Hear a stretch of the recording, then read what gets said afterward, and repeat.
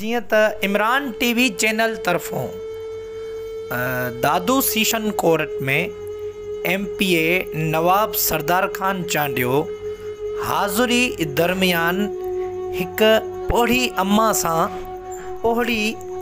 सां ॻाल्हाए रहियो आहे।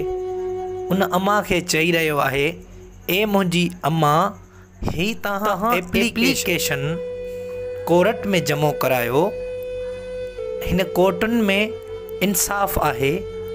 मुंहिंजी अम्मा असां भी तोसां हर मोड़ ते गॾु आहियूं, पर ही तव्हां एप्लीकेशन हिन कोर्ट में जमो करायो।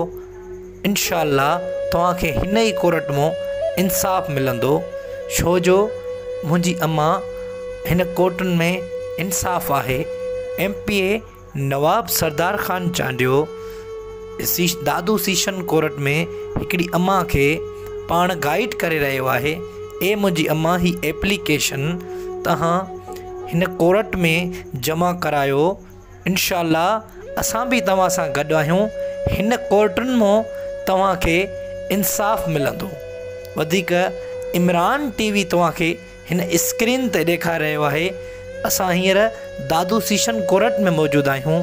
MPA नवाब सरदार खान चांडियो एक पोढ़ी अम्मा के गाइड करे रहियो आहे। ए मुंहिंजी अम्मा ही एप्लीकेशन तव्हां हिन कोर्ट में जमो कयो।